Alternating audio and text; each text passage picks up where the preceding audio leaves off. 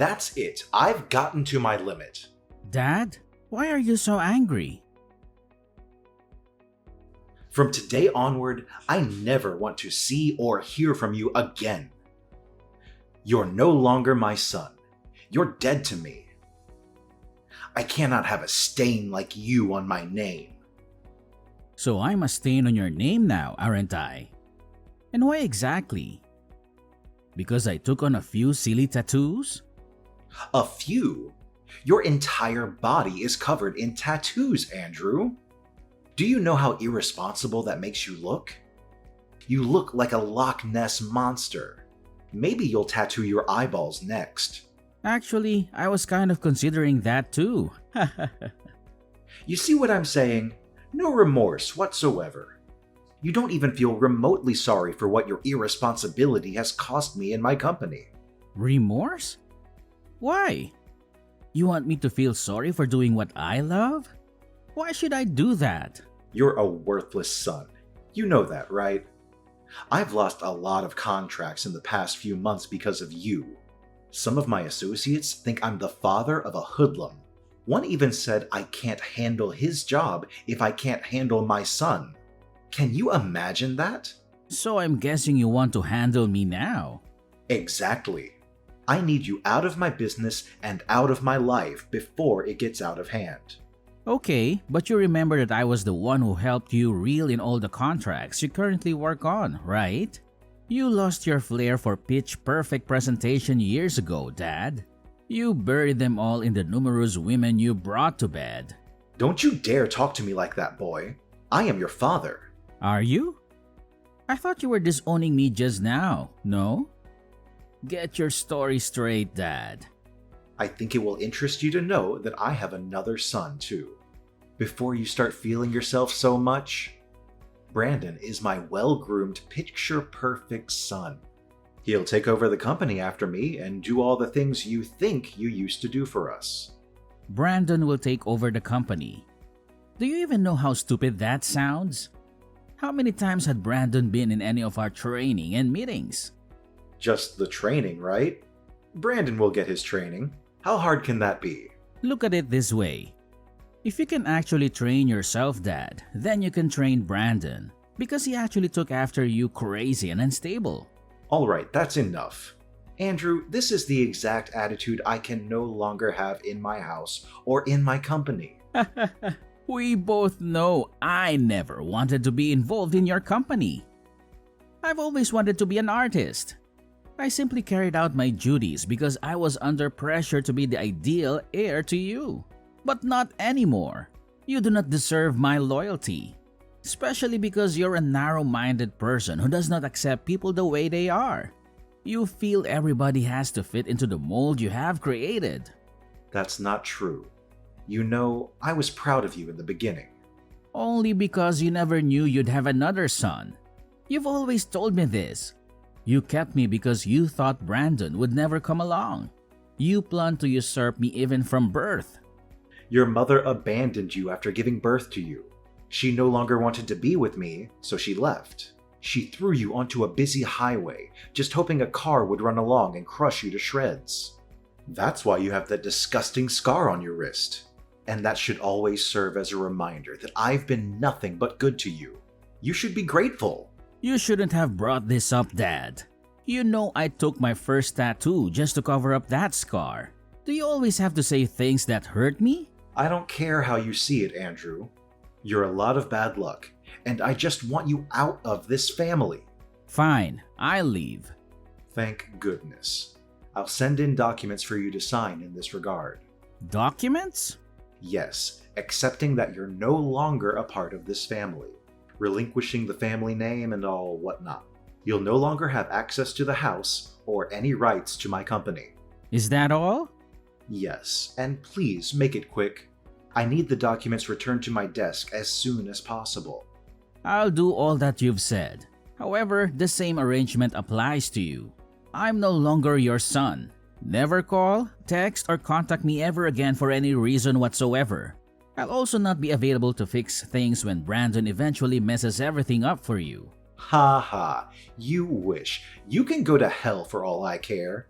Just make sure you never return.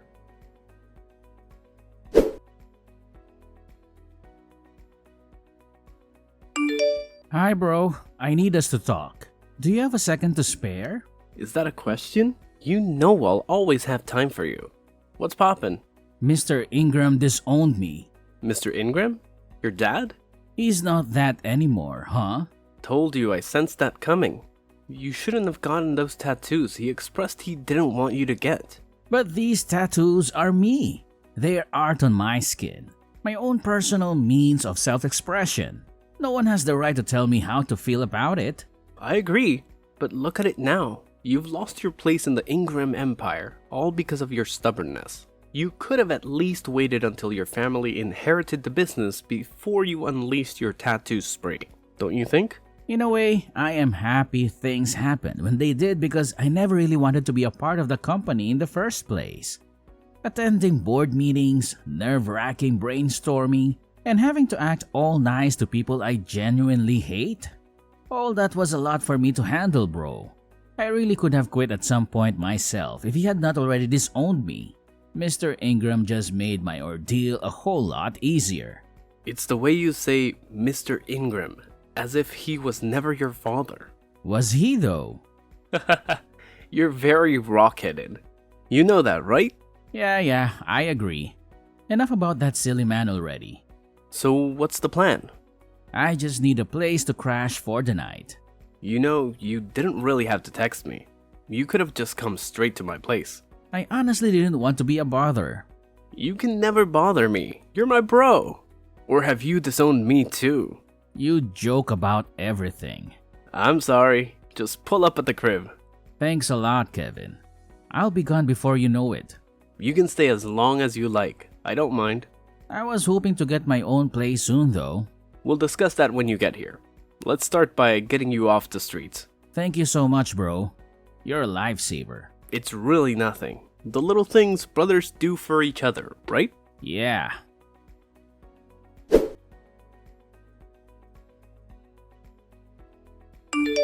Hello, Kevin. It's good to see you. Andrew, my friend, how are things going? I know it's quite late, but I wanted to express my gratitude for your assistance with my move tonight. Your friendship means a lot to me. Don't mention it, Andrew. That's what friends are for, right? By the way, your new apartment looks fantastic. Yes, it does. And can you believe it? Miss Rebecca let me move in without asking for any rent up front or a security deposit. That does seem a bit unusual, doesn't it? It does seem a bit strange, but it could also be a fortunate turn of events, don't you think? It could be, but something about this situation feels a bit off to me. I was actually going to ask you about that. Why do you think Miss Rebecca made us hot coffee and cookies just because I was moving in? Is she always this hospitable to her tenants? How would I know? Well, you're the one who recommended her to me. All I can tell you is that she's a kind woman, and she treated me well when I was dating her daughter. You dated her daughter? Yes, I did. And when I was in a tough spot, she let me stay in one of her apartments. So you're saying she can be a bit overbearing at times? I wouldn't necessarily call her overbearing. But she joined us when we were watching the games. That seemed a bit intrusive to me. Well, you could have asked her to leave if you felt uncomfortable. I didn't want to appear ungrateful. I understand where you're coming from. To be honest, I kind of enjoyed the attention she gave me. Oh, really, Andrew? No, it's not like that. It's just that, for the first time in my life, I felt cared for by a woman. It was almost like having a mother. She's called me numerous times to check on how I'm settling in. It feels like we've known each other for years. For once in my life, I felt loved and appreciated despite all my tattoos and everything else. I get what you're saying, Andrew. But just remember, not to get too comfortable with this situation. You don't want things to get complicated between you and your landlady. Oh look, she's calling me again. At this hour? Do you think she might need something from you? I'm not sure. All I know is that every game has an end. Let's just hope it's not what we're thinking. Yes, let's hope so.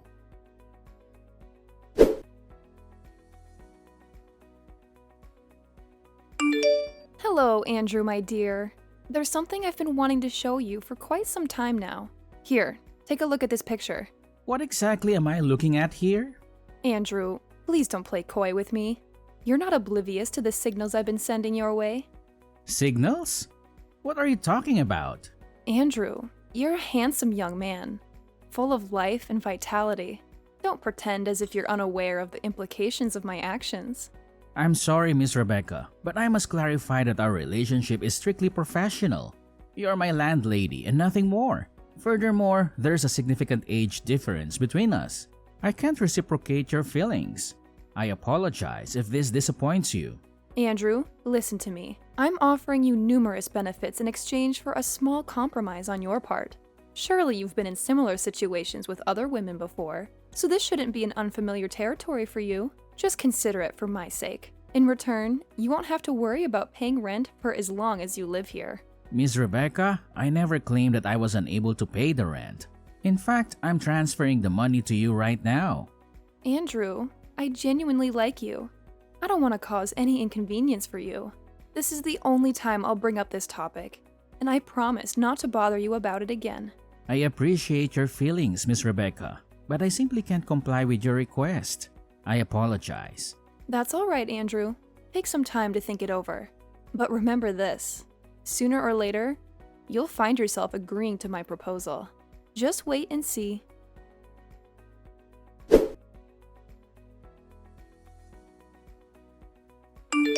Hello, Andrew. I hope you're doing well. Miss Rebecca, what do you want from me this time? You've been calling me nonstop. I don't want anything from you, Andrew. I just felt the need to apologize to you for my inappropriate behavior. Apologize? For what? For the way I acted earlier. I realize now that it was wrong of me to make advances on you. It's alright, Miss Rebecca. I'm not angry with you. But you should know that everyone in this complex holds you in high regard. You wouldn't want to tarnish that respect by behaving inappropriately. No, of course not. I don't usually behave like that. It's just that the moment I laid eyes on you, Andrew, I felt an intense attraction towards you. It was as if we had known each other for a lifetime. My initial instinct was to pursue a romantic relationship with you, which is why I was so forward with you. But now I realize that my approach was wrong. You remind me so much of my son. Your son? Yes, my son King. I lost him when he was just 2 years old. I had to leave his father because I feared for my life, but that decision turned out to be the biggest mistake of my life. When I tried to get him back, his father had already left town with him. The fear of never seeing my son again was haunted me ever since. But when I saw you... I'm sorry. I shouldn't burden you with my sad stories. No, it's okay, Miss Rebecca. We all experience loss at some point in our lives. In fact, I never knew my mother either. My father told me she left us when I was 3 years old. Oh, Andrew. I'm so sorry to hear that. It's alright, Miss Rebecca. Sometimes sharing our tragic experiences with others helps us overcome them. Would you like to continue your story? Well, there isn't much more to tell. We were married for 3 tumultuous years because his father insisted on it. If he hadn't married me, he wouldn't have been appointed as the CEO of his father's company. But more than that, they needed an heir to carry on the family legacy. So after our son was born, Leonard didn't want anything more to do with me. He became violent and made several attempts on my life. Despite everything, I stayed because of our son. But one day it became too much. Did you say Leonard? Yes, Leonard. He was a cruel and wicked man. Pure evil. That day, he wanted me out of his house immediately, but I refused to leave without my son. In his rage, he smashed a wine bottle against the wall and threw it at me. I managed to dodge it, but then my 2-year-old son walked into the room. He got caught in the crossfire and the flying glass cut his wrist. What? That day was the last time I saw him. After that incident, I ran away, but now I realize that leaving was the biggest mistake of my life. Later on, Leonard remarried and had another son with his new wife. Now, all of these years later, I don't even know if my son is alive or dead. What was your ex-husband's full name? His name was Leonard Ingram. Mom? What? Did you just call me Mom? No, my name is Andrew, not King. But why did you call me Mom? Because your story matches mine exactly. And this cut on my wrist. Can you show it to me? Alright, here's a picture of it. You might not be able to see it clearly because I've covered it up with tattoos over the years. Is this your left hand? Yes. Yes, it is. You are my son, King! That evil man must have changed your name. Your real name is King. King Leonard Ingram. All these years I've been searching for you, Mom. He told me you were dead. Oh, King, my sweet boy. Please come over to my apartment right now. I need to see you.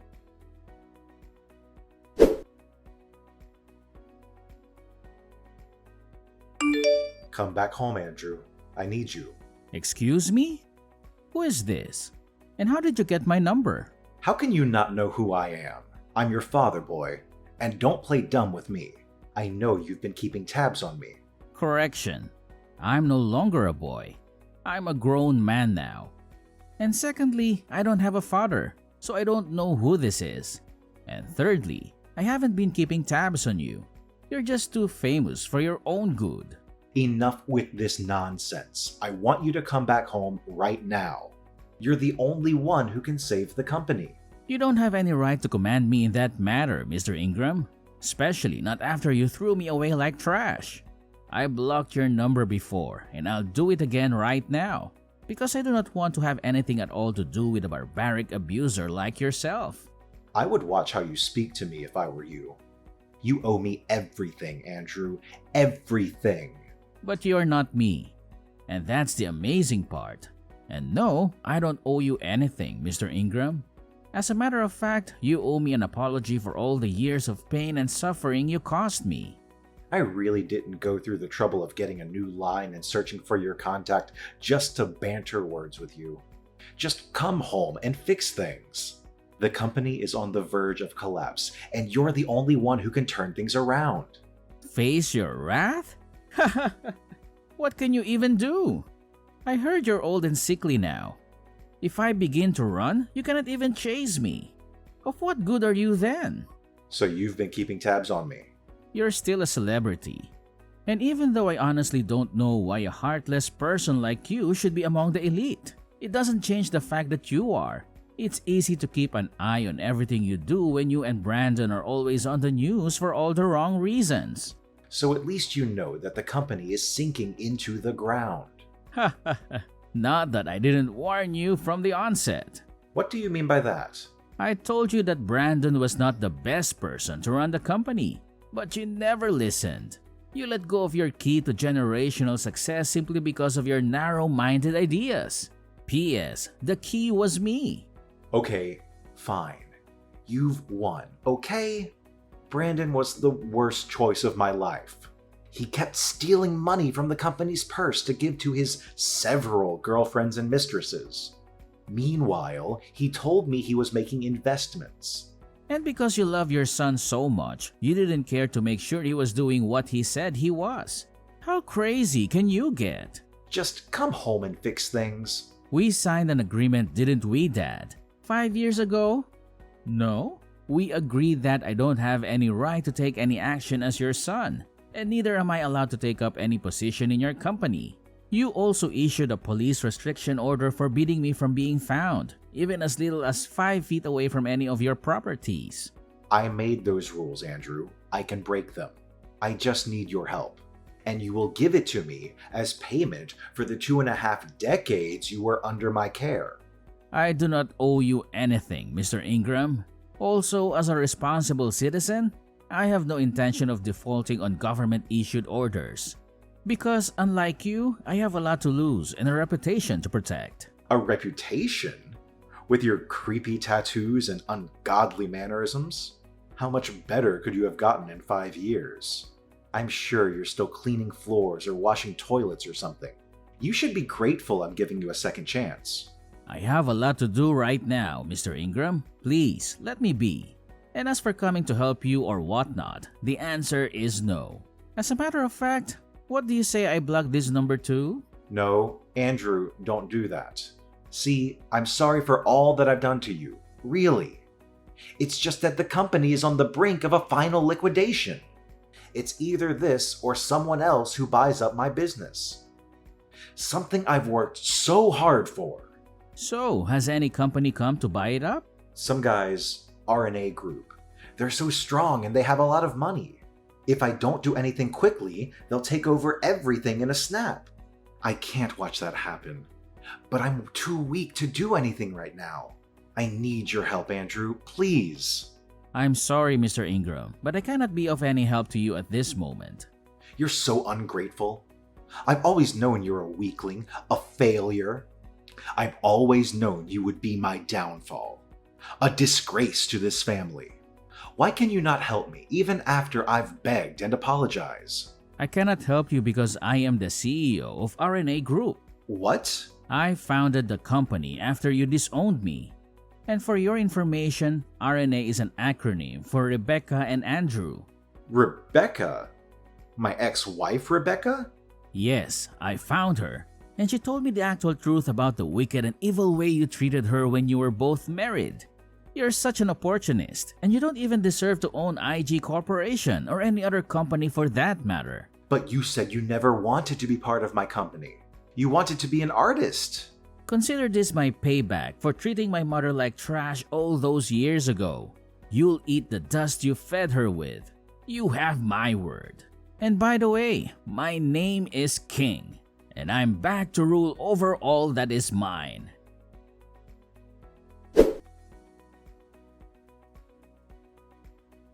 As the CEO of RNA Group, I had the resources and influence to rescue IG Corporation from the brink of collapse.